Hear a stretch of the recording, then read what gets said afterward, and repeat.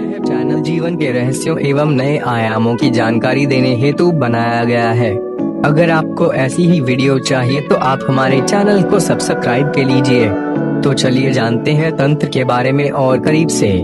तंत्र अपनी ही चेतना में प्रवेश का मार्ग है। आधुनिक युग का निर्माण करने में विज्ञान का सबसे प्रमुख योगदान है। विशेष रूप से भौतिक विज्ञान एवं मनोविज्ञान दोनों पदार्थ और मन के रहस्यों का उद्घाटन करने में बहुत मात्रा के लिए अत्यंत उपयोगी इसलिए सिद्ध हुए हैं, क्योंकि दोनों ने पदार्थ एवं मन दोनों को जीवन के एक अभिन्न अंग के रूप में प्रमाणित किया है। परंतु ये दोनों विधाएं जीवन की चाहे कितनी गहराई तक गई हों, चेतना तक पहुँचने का कोई सुराग उनके पास नहीं है।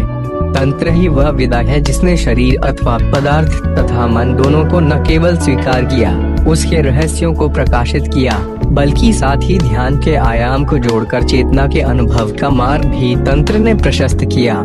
वर्तमान जीवन एवं जगत के संदर्भ में प्रज्ञा पुरुषों ने तंत्र के इसी बहुआयामी स्वरूप का अत्यंत सूक्ष्म, अत्यंत उदात्त, अत्यंत कल्याणकारी उद्घाटन किया है।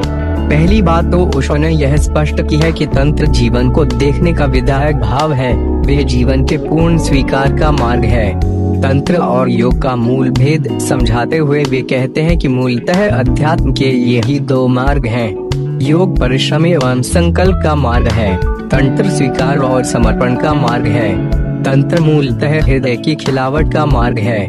तंत्र सेक्सुअल नहीं है, परंतु वह सेक्स का उसी पूर्णता एवं शुद्धता स्वीकार करता है जैसे जीवन के अन्य आयामों का। तंत्र ने सेक्स को ध्यान के साथ सफल हुए हैं। दोनों क्षेत्रों में किए गए अनुसंधान मनुष्य जाति के भाव जोड़कर उसे भी अध्यात्म के मार्ग का एक महत्वपूर्ण सोपान बना दिया है। सदियों से बड़ी भूल यह हुई है कि तंत्र को सेक्स का पर्यायवाची मान लिया गया। तंत्र को सेक्स समझना उतना ही भ्रामक है जितना योग को मात्र आसन एवं प्राणायाम मान लेना।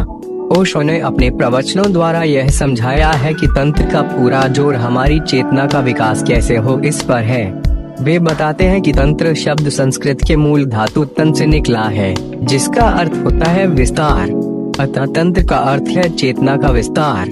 मनुष्य की चेतना का विस्तार तब तक संभव नहीं जब तक वह मूर्छा में है, और तंत्र ध्यान की अनेकानेक विधियों द्वारा इसी मूर्छा को हटाने एवं जागरण के मार्ग पर हमें अग्रसर करने के लिए प्रेरित करता है।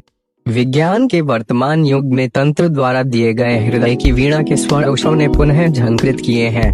बुद्ध पुरुष ओशो ने तंत्र को समसामयिक किया है। तंत्र सूत्र में उनके ये वचन उल्लेखनीय हैं। ज्ञान तो हृदय से आता है, बुद्धि से नहीं।